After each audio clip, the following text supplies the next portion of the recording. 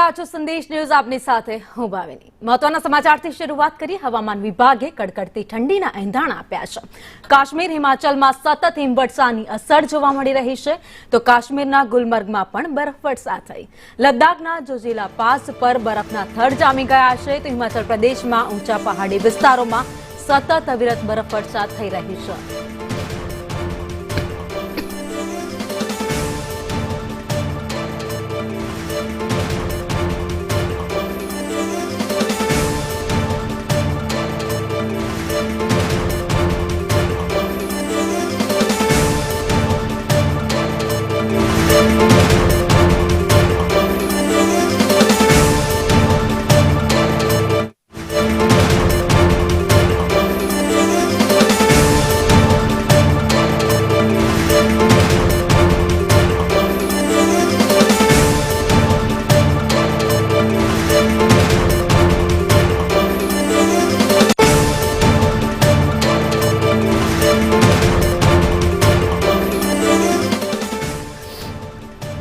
તો પહાડી વિસ્તારોમાં બરફવર્ષાની શરૂઆત થઈ ગઈ છે। કાશ્મીરમાં પણ બરફવર્ષા થઈ રહી છે તો શ્રીનગરમાં લઘુત્તમ તાપમાન 4 ડિગ્રીએ પહોંચી ગયું છે।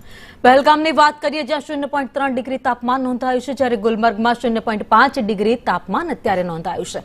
હિમાચલના ઉચ્ચ પર્વતીય વિસ્તારો છે જ્યાં તાપમાન માઇનસમાં પહોંચી ગયું છે એટલે કે ગુજરાતમાં પણ આ વખતે ઠંડી વધવાની છે। બરફવર્ષાને કારણે ઉત્તર પશ્ચિમ ભારતમાં ઠંડી વધશે તેવી આગાહી કરવામાં આવી છે। ગુજરાતમાં પણ હવામાન નિષ્ણાંત અંબાલાલ પટેલે આગાહી કરી છે કે છેલ્લા 30 વર્ષનો રેકોર્ડ આ વખતે ઠંડી તોડવાની છે। જો કે ગુલાબી ઠંડીનો અહેસાસ આ વખતે ગુજરાતમાં થવાની અત્યારે શરૂઆત થઈ ગઈ છે।